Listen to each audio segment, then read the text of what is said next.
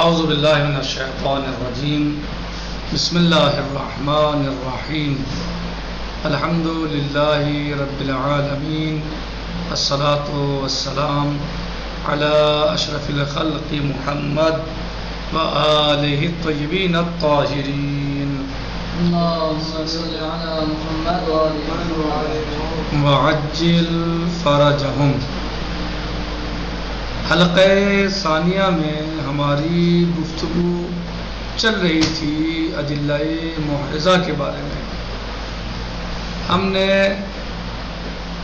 بعض باتوں کو اس میں بیان کیا۔ سب سے پہلا سوال یہی تھا اور ہے کہ ادلہ محرزہ کیا ہے، تو اس کے بارے میں بتایا تھا کہ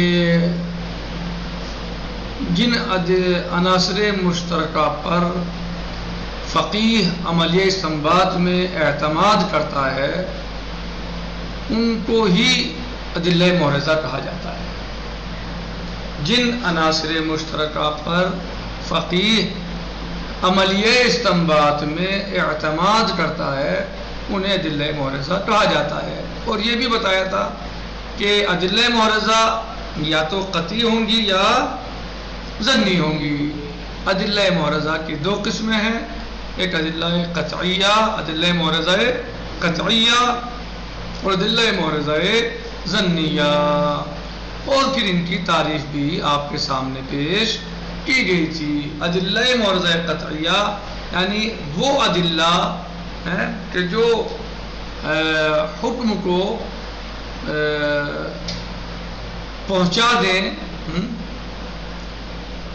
قطع اور یقین تک، اور وہ اس کا نتیجہ حجت ہوتا ہے، صحیح، کیونکہ جو حکم قطع کے ساتھ حاصل ہوتا ہے، جو حکم قطع کے ذریعے حاصل کیا جاتا ہے وہ حجت ہوتا ہے، اور قطع چونکہ خود حجت ہوتی ہے اور قطع سے حجیت کو جدا نہیں کیا جا سکتا ہے۔ ادلہ محرزہ یعنی ادلہ قطعیہ محرزہ بمعنی انہا تؤدی الی القطع بالحکم، یعنی جو پہنچا دے قطع بالحکم تک، تو وہ کیا ہوگا؟ فتکون حجتا، تو وہ حجت ہوگا، علی اساس حجت القطع الناتج عنہا، اس بنا پر چونکہ جو قطع کا نتیجہ ہوتا ہے ظاہر ہے وہ حجت ہوتی ہے۔ قطع کا نتیجہ کیا ہے؟ حجت ہے۔ پھر اسی طریقے سے دوسری دلیل جو میں نے بتایا تھا کہ ادلہ پہلی ادلہ محرزہ قطعیہ اور دوسری ادلہ محرزہ ظنیہ۔ تو ادلہ محرزہ قطعیہ تو یہ تھے جو آپ پڑھ چکے ہیں، اور ادلہ محرزہ ظنیہ دوسری جو ادلہ ہے محرزہ وہ ظنیہ ہے۔ یہ کیا ہے کہ وہ یقوم دلیل قطعی علی حجت شرعاً، کہ جس کی حجیت پر دلیل قطعی جو ہے وہ قائم ہوتی ہے، دلیل شرعی پائی جاتی ہے۔ جی اما دلت ظنیہ و یقوم دلیل قطعی علی حجتہا شرعاً، ادلہ ظنیہ کے لیے ادلہ ظنیہ کیسے حجت ہوتے ہیں کہ اس پر دلیل قطعی کوئی آتی ہے جو اس کو حجت قرار دیتی ہے، اس کی وجہ سے ادلہ ظنیہ حجت ہوتے ہیں۔ جیسے کہ مولا مثلا حکم دے ہمیں کسی شے کی اتباع کا، تو مولا کا امر ہمارے لیے، جب مولا نے امر دیا کہ اس کی اتباع کرے تو ہمارے لیے حجت ہوگا، کس وجہ سے؟ جعل شرعی کی وجہ سے۔ یہ ہمارا تقریباً گزشتہ درس کی گفتگو تھی۔ کہہ رہے ہیں کہ دلیل محرز فقہ میں چاہے دلیل محرز قطعی ہو یا دلیل محرز ظنی ہو، یعنی غیر قطعی ہو ظنی ہو، وہ تقسیم ہوتی ہے دو قسموں کی طرف تقسیم ہوتی ہے۔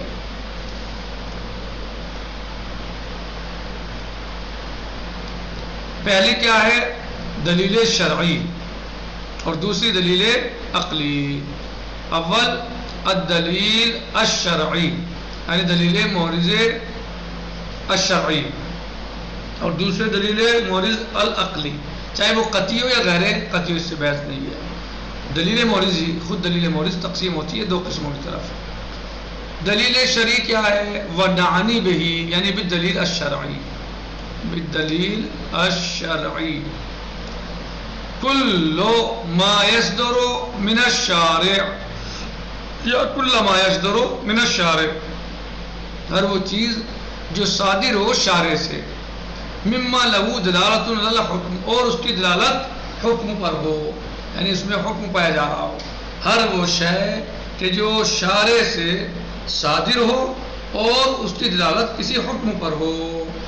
کلام اللہ سبحانہ و تعالی، جیسے مولا عز و جل کا کلام، اور کلام المعصوم یا کلام معصوم. تو دلیل شرعی کیا ہوئی؟ دلیل شرعی سے مقصود کیا ہے؟ ہر وہ شے یا ہر وہ دلیل ہے، ہر وہ شے کہ جو صادر ہو شارع سے اور اس میں وہ دلالت کرتی ہے کس پر؟ حکم پر، جیسے اللہ کا کلام یا معصوم علیہ السلام کا کلام. یہ ہے دلیل شرعی. ان دلیل شرعی آپ کو کہاں سے ملے گی؟ یہ تو اللہ عز و جل کے کلام سے ملے گی یا مولا یا ائمہ اہل بیت علیہ السلام، نبی اعظم محمد مصطفیٰ صلی اللہ تعالیٰ علیہ وآلہ وسلم کے کلام سے ملے گی. جی. نمبر 2 الدلیل العقلی. دلیل عقلی کیا ہے؟ وَنَعْنِ بِهِ، اور اس سے ہمارا مقصود یہ ہے کیا ہے؟ القضایا التي يدركها العقل، وہ قضایا جن کو عقل درک کرتی ہے. وَيُمْكِنُ أَنْ يَسْتَنبِطَ مِنْهَا حُكْمٌ شَرْعِيٌّ، اور ان سے حکم شرعی کا اخذ کرنا، استنباط کرنا، ان قضایا کے ذریعے حکم شرعی کا استنباط کرنا ممکن ہو. منها من القضایا.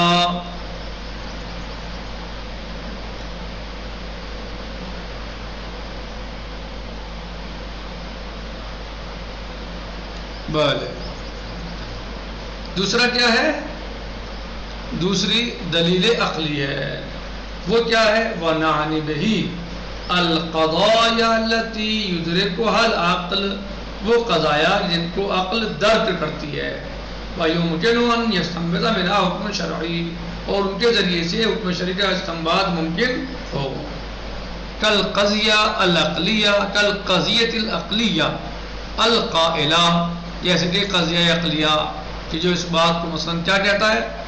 بِأَنَّ إِيجَابَ شَيْءٍ يَسْتَلْزِمُ إِيجَابَ مُقَدَّمَتِهِ. کیا کہتا ہے قضیہ عقلیہ؟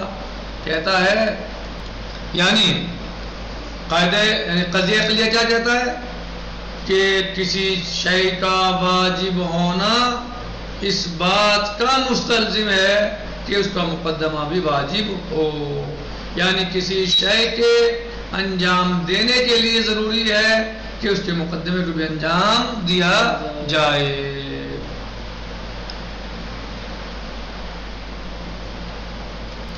تو آج کے اس درس کو ہم اس طریقے سے یعنی سمجھ سکتے ہیں کہ دلیل محرز چاہے وہ قطعی ہو یا ظنی ہو، دلیل محرز چاہے قطعی ہو یا غیر قطعی ہو، وہ تقسیم ہوتی ہے دو قسموں کی طرف. یعنی اس کی دو قسمیں ہیں.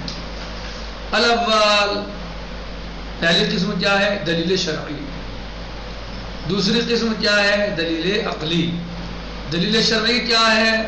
دلیل شرعی سے ہمارا مقصود اور ہمارا ہدف یہ ہے، ہماری مراد یہ ہے دلیل شرعی سے. دلیل شرعی اسے کہتے ہیں کہ جو شارع سے صادر ہو اور وہ دلالت کرے کسی حکم پر. وہ شے جو شارع سے صادر ہو اور وہ کسی حکم پر دلالت کرے، جیسے مولا عز و جل کا کلام یا کلام نبی محمد مصطفیٰ صلی اللہ علیہ وآلہ وسلم یا کلام ائمہ علیہ الصلوۃ والسلام. یہ کیا ہے؟ یہ دلیل شرعی ہے. جو یہ چیزیں مثلا شارع سے یا نبی صلی اللہ علیہ وسلم سے یا ائمہ علیہ السلام سے صادر ہو اور اس میں وہ کلام دلالت کرتا ہو کسی حکم پر، تو اسے دلیل شرعی کہا جائے گا. دوسری دلیل عقلی ہے. دلیل عقلی کیا ہے؟